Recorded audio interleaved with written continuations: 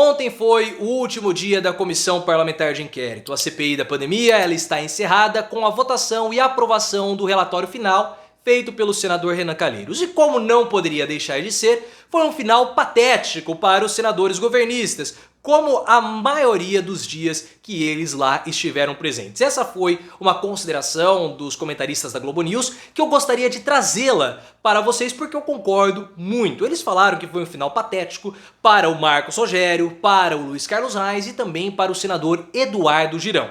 Eu achei estranho porque do senador Jorginho Melo eles não falaram nada. E também não tenho o que falar do senador Jorginho Melo, porque eu tenho por mim que o Jorginho Melo nem leu o relatório final. Porque 1000 páginas, o Jorginho Melo, que é muito atarefado, vai ter tempo de ler 1000 páginas? É claro que não vai. Ah, e outra coisa, me chamou a atenção, porque nós tivemos relatório paralelo feito pelo Eduardo Girão, feito pelo Reis e feito também pelo Marcos Rogério. Só que o Jorginho Melo não fez um relatório paralelo. Por que será que o Jorginho Melo não fez um relatório paralelo? Longe de mim querer questionar o nível de alfabetização do senador Jorginho Melo. Longe de mim, não estou questionando a capacidade de alfabetização do Jorginho Melo, não estou insinuando nada que ele é um semi-analfabeto, que ele não tem condição de escrever nem o próprio nome. Não estou falando isso. Isso são ilações de vocês, seus maldosos ou maldoses, como gostam de falar os identitários. É pura maldade com o senador Jorginho Melo, mas eu tenho alguns questionamentos, né? Eu não sei se ele teria condição de escrever corretamente palavras que fossem dadas a ele em um ditado. Mas enfim, vamos deixar o senador Jorginho Melo para lá e vamos começar com o senador Eduardo Girão, que é um patético, que é um medíocre. Eduardo Girão, ele não sabe o que ele está fazendo no Senado, porque esse é o primeiro cargo político que o senador Eduardo Girão está ocupando. E já foi logo para o Senado. Isso me dá uma azia imensa. Eu fico pensando o Renan Calheiros. O Renan Calheiros, ele é senador desde 1995.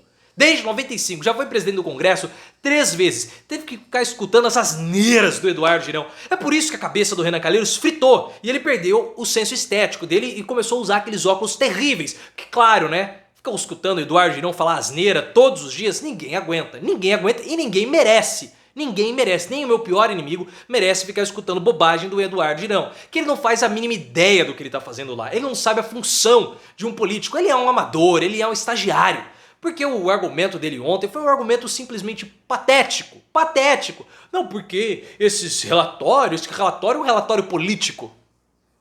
E o pior é que ele fala isso com convicção. E não diga, Eduardo Girão, que é um relatório político, né? Feito por senadores, feito no Senado Federal, feito por uma CPI, que é uma comissão parlamentar de inquérito, que é política. Sabe? Esse é um comentário tão rasteiro, tão medíocre, tão ridículo, tão patético, tão giranesco, que nenhum senador mais experiente teve teve a vergonha de usar. Sabe? É ridículo isso, Eduardo Girão. Crie vergonha nessa sua cara, vai estudar, vai fazer alguma coisa da sua vida. Não gaste o nosso tempo e nem o nosso imposto. Isso, sabe? Que coisa, que vergonha. Nem o Flávio Bolsonaro usou um argumento tão rasteiro e chulo, esdrúxulo como esse. Nem o Eduardo Bolsonaro teve essa capacidade, o Flávio Bolsonaro teve essa capacidade. O Flávio Bolsonaro optou por ir por uma outra linha. Falar que o relatório é um relatório fraco, que qualquer estagiário iria arquivar. Mas não falar que é um relatório político, porque claro que é. O que Eduardo Girão tá fazendo ali? Acorda pra vida, Girão! Ah, mas vocês não estudaram, vocês não investigaram o estado e município?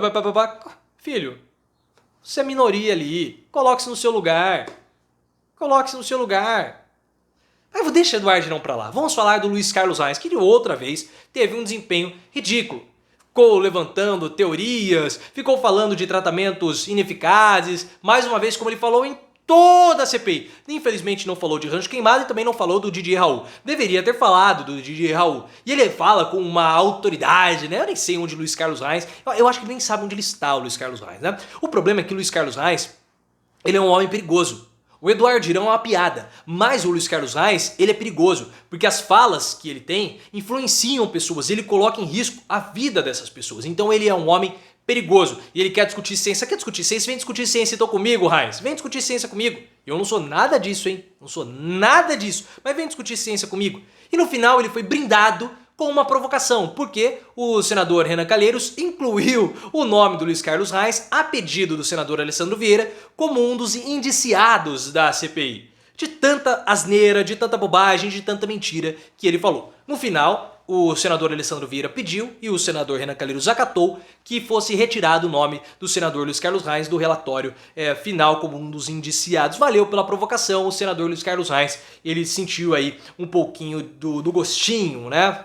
Foi uma cutucada em um senador que ele não é só patético, mas também perigoso. E por fim, Marcos Rogério, que não sei porquê não estava de relógio ontem. Por que será, né? Marcos Rogério que apareceu um dia na CPI com um relógio muito bonito e também muito caro.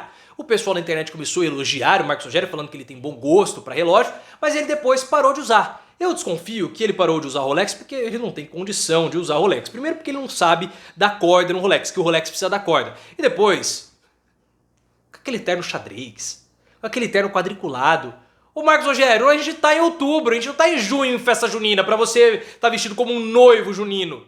Sabe, que senso estético horrível, é tão patético quanto o argumento dele. Eu não tenho que tolerar o meu imposto, o meu dinheiro, indo para auxílio paletó para os senadores se vestirem daquele jeito. Nossa, é um jeca. Um jeca. Que é isso, meu Deus, que é isso? O senso estético dele mostra que ele de fato não tem condição alguma de usar Rolex, por isso que parou de usar. E também o argumento que ele apresentou, falando de narrativas, ele não sabe o que é narrativas. Ele não sabe o que é narrativas, ele não sabe se vestir, ele não sabe nada. Tudo bem que ele teve um destaque e eu vou fazer um vídeo falando, né, dos políticos que se destacaram na CPI. Ele teve um destaque, claro. Marcos Rogério sai cacifado para disputar o governo de Rondônia, mas ele teve um argumento também, isso é narrativas que a CPI levantou. Só que ele mesmo coloca uma narrativa, tirando toda a culpa do Bolsonaro, e colocando a culpa em governadores e prefeitos. Então isso não é uma narrativa, Marcos Rogério? Eu acho que ele não sabe que é uma narrativa, porque ele não faz ideia do que seja uma narrativa. Se ele soubesse, ele não teria usado esse argumento tão chulo, tão patético também. Mas ele gostou da palavra, ele gostou da palavra, achou que pudesse bater na mesa, ele batia muito na mesa, dava muito soco na mesa, né? Vai vendo, Brasil! Ele não falou vai vendo, Brasil, que virou motivo de piada, porque a piada maior é Marcos Rogério, principalmente com aquele terno horrível e com a incapacidade dele de usar Rolex. Gostaria de saber onde o Marcos Rogério guarda aquele Rolex que ele usou aquele dia. Não sabemos se ele comprou, ou se ele ganhou, ou se foi uma permuta, já que ele é um influenciador digital, né? Principalmente pelo estilo dele, ele influencia muitas pessoas a se vestirem muito mal. Mas esses são os argumentos da Globo News. É claro que eu vim aqui com alguns complementos, mas eu gostaria de saber a sua opinião. O que vocês acharam do final da CPI? Foi um final patético para os governistas? Eu tenho certeza que vocês vão dizer que sim. Depois farei um vídeo amarrando os destaques da CPI, os senadores que saíram mais fortes, principalmente. Mas deixa aí nos comentários, me siga no Instagram, canal Profiléu, e também no Twitter, @ProfiléuOficial.